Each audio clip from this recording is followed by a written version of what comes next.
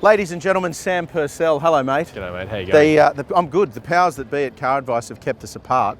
Actually, no, they haven't. We just haven't done a video together for a while. Yeah. And now we're back together. We got the band back together because of these two vehicles, and they're both popular. They are very popular. This is a growing segment, I think. And you were saying you get asked about this segment in particular quite A lot, bit. yeah, hell of a lot. Emails to caradvice.com, and of course the radio stuff we do. A lot of people, family buyers generally, are asking questions about these two, specifically for family use, you know, driving kids around, taking them to sport and towing. But the interesting thing for us, I think, testing these, we always used to recommend the Mitsubishi product on price alone, but now they're pretty line ball, aren't they? They are. So this is 2020. They've both had a bit of an update. There's new tech, there's a few new things around the place, but there isn't a lot separating these two. So it'll be really interesting to drill into the on-road, the interior, the comfort and all that sort of thing from a family point of view.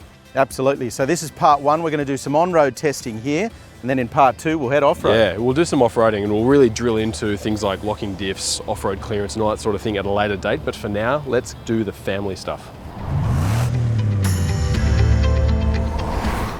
Both of our test models here are top specification. The Mitsubishi Pajero Sport Exceed has a list price of $57,190, while the Toyota Fortuner Crusade weighs in at $58,290. However, they're both being offered with drive-away pricing. Toyota currently lists this Fortuner Crusade at $58,990 drive-away, while the Pajero Sport is $59,990 drive away with a 7-year warranty and $1,500 cashback thrown in for good measure. So while pricing is close, the Pajero Sport's warranty is longer duration but less kilometres. One of our bugbears with the Mitsubishi has always been the seating, but they fixed that. So the current Pajero Sport has got comfortable seats. That makes a big difference up front. In terms of what the driver gets, you get a digital display, but it has to be said the graphics aren't that great. Aside from that though, the driving experience behind the wheel, the gauges, the switch gear, the way it's all laid out, the functionality of it and the storage is all really, really solid, which I think is an important thing for family SUVs. You get connectivity, you've got an HDMI input, although I don't know what you would ever need that for. We tend to use USB, there's two of those. Your rear diff lock switch is up there and of course your heated seat controls as well, all your drive controls here. And it's all pretty well laid out. I think the big factor though, and something that made a difference for Mitsubishi when they brought it in, was the central infotainment system. You get Apple CarPlay and Android Auto and a really clear screen as well that does exactly what you need it to do. And I think that's an important factor for family buyers. No Apple CarPlay or Android Auto in this Toyota Fortuner, but it's a decent system otherwise. There's digital radio, but I would love to see a volume knob. This can be a little bit fiddly to use, especially when you're driving. This Crusade specification has lots of this pretend wood trim around the place. You can probably take that or leave it in my opinion, but in terms of practicalities and storage, the Fortuner is quite good. There's two cup holders there, there's space in the front for your phone, a decent sized center console, and I think Toyota has stolen from the MUX playbook a little bit. There's two glove boxes here and also little pop-out cup holders under the air vents.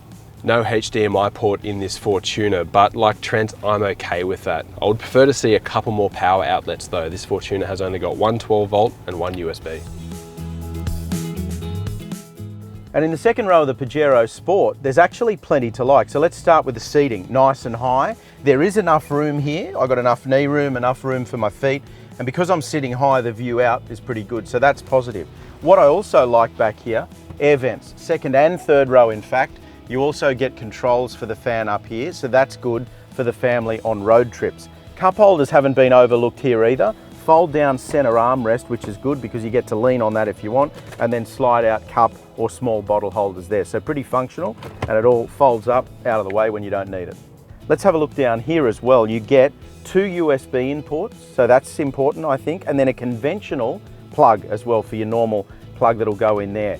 I think back here, it's pretty comfortable. However, when we show you the third row in a minute, you'll understand that it's not really for adults. I jumped in the third row of this Fortuner before and I can tell you that it's also very tight in the back, probably only suitable for kids. Although compared to the Pajero Sport, this Fortuner does have a little bit of sliding ability in the second row. Another point of difference in this Fortuner is USB points in the second row. This has none. Although I have to say, for a family car like this one in the second row, I love the idea of rubber mats. Just a lot easier to keep the car clean. Got a couple of hooks here on the back, 4 kilo rating, pretty handy for your curry or something like that. Like the Pajero Sport, this Fortuner has aircon controls and vents up in the roof there, something that passengers will really appreciate on cold and hot days. In terms of space overall, that's my seating position up front, and I've got lots of leg room. Remember, this is a sliding second row and a fair bit of headroom too. I would wager that this is a bit more spacious than the Pajero Sport. And of course, when you move around to the back of the Pajero Sport, the best bit about the luggage area is this, the fully flat floor. There's also some clever storage under this back section, but we really like the fact that the seats fold down flat into the floor. So while you've got a flat floor back here, and that runs right the way through, and that's a good thing, it's not all sweetness and light because it's a little bit clunky to get this seat working. First you need to pull on that lever there to get the backrest up, and then of course lift up the headrest if you need it. Then you've got to reach forward to get the base, and that's okay for me, my arms are long enough, but if you don't have long arms, that's going to be a problem. Now, let's be completely honest here, it's occasional only and not for adults. Fortunately, access to this third row is pretty clever. This second row just tumbles forward. So one lever, away you go, and there's plenty of room to get in there. Both the Pajero Sport and Fortuner in these specifications have powered tailgates. Although it's worth noting, the Pajero Sport's one is noticeably faster.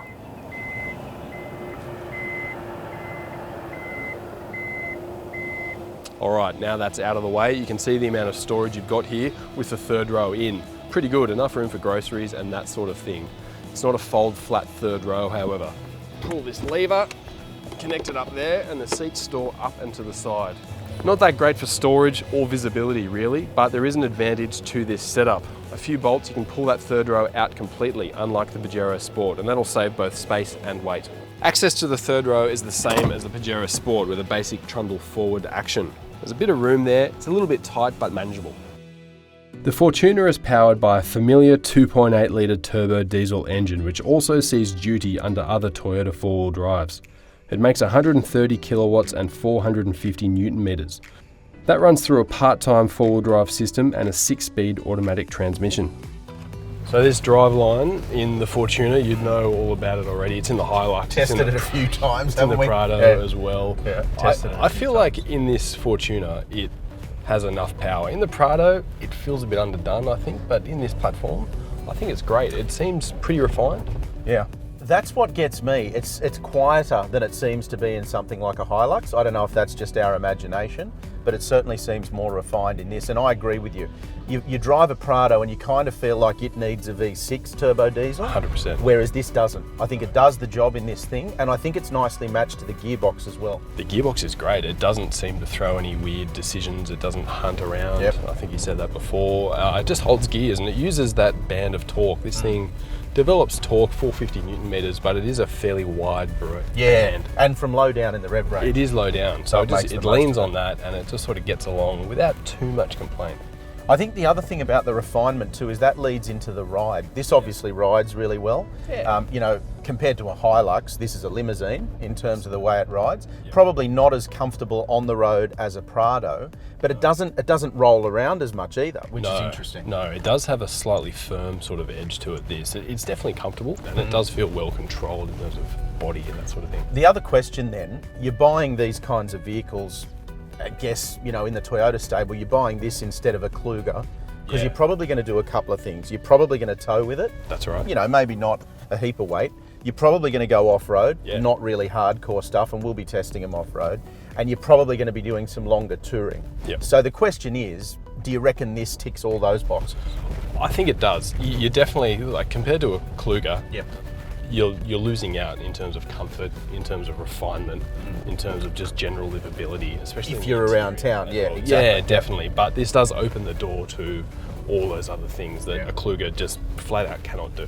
So it's good enough, I think. It's comfortable enough. Once you own it and get used to it, it'll be fine. And hey, you can modify it if you want. Yeah, that's the other thing. There's a lot. The aftermarket looks after it, and there's a lot involved. So there is a lot available. So it makes it a good touring vehicle. Yeah. The Pajero Sport's automatic transmission has 8 speeds, and there's a unique Super Select center differential which gives you the ability to run 2-wheel drive and 4-wheel drive on the bitumen. This all gets spun around by a 2.4 litre turbo diesel which makes 133 kilowatts and 430 newton meters. So mate, trusty old Mitsubishi Pajero Sport, Yeah. bit like the Fortuner. It's pretty familiar, this thing. It is. I quite like this engine and gearbox. I'd say ultimately, and you'd need to get a DB reader to be able to make, you know, a definitive judgment, but I think it's probably not quite as refined as the Toyota engine. Yeah, I find it probably is working a little bit harder sometimes to get moving. It's got a little bit less torque and not as broad a range, but you do have 8 speeds in the automatic gearbox, so you've got a little bit more flexibility there to work with. And it's a good gearbox too. You know, a lot of these we call them multi-speed now once you get up around 8, but a lot of them have a tendency to hunt through the gears, and by that I mean, if you're watching and you don't know what we're talking about, what we mean is they're constantly shifting up and down. It's going 3, 4, 5, 4, 3, 4, 5, 4, and trying to work out. Really busy. Yeah. Whereas this doesn't do that. No, that's really good. Yeah, I think it's got enough power. Maybe not as much outright power as the Fortuner on that comparison basis, but it's good. I think. Now, what's interesting with the ride on this one for me, as we hit a speed bump. Was good timing. I think the bull bar, which you'd almost certainly put on, especially if you're going to do any touring, affects the ride a little bit because it's that weight over the nose. Would you agree with that? Yeah, it does feel a little bit too squashy maybe. I think the Pajero Sport definitely has a softer tune overall compared to the Fortuner. It holds the road fine. It does. It just feels maybe a little bit underdamped. So what does this do for you as a touring vehicle? I think it ticks a couple of the boxes quite well. It's probably not going to be the best tow vehicle you've ever owned if you're towing 3 tons regularly. Yeah. But I think as a touring vehicle, I think it does it quite well. You can't really go too wrong with this. The good thing about it, and it's the same with the Fortuner, is that it does have good safety specs. So there is AEB. This has 360 camera. The Fortuner doesn't. See, that's handy. Yeah. It's just got 5-star safety, which is a good thing. So it can be a bit of a jack of all trades. I think it can be the family runabout. It's comfortable enough. It's not as good as, say, the Outlander in terms of just space and comfort. It's really cleverly designed, isn't it, in terms of the way the interior is laid out? Yeah, and value for money for the Outlander is a strong one as well. But this just gives you that extra level of usability on weekends, holidays, whatever it might be. It might be a newfound passion to go bush bashing and exploring deserts and all that sort of thing. Okay, mate, so your money on the line, your hard-earned dollars on the line. You've got to buy one of these vehicles. You're standing on a busy road. There's a glimmering Toyota dealership. There's a glimmering Mitsubishi dealership. Where are you going? Which way are you going, left or right?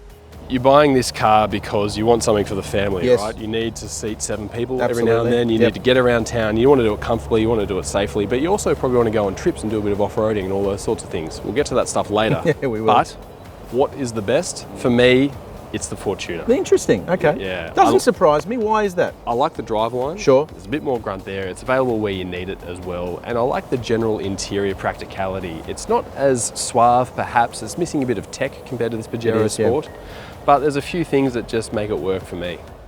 I tell you what, this has impressed me more than it ever has. So I think Fortuner, for some reason, it's just grown up a little bit, or there's something about it now that just feels... The value proposition is there a lot more than it used to be. Yeah, it feels more accomplished and it's good value for money now. So I think that evens that out. But for me, I think I'm going to go with Pajero Sport, but I did agonise over the decision. It's close, isn't it? It's only just, and the reason I say that is I take the bull bar off the front, so that changes the front end handling a little bit.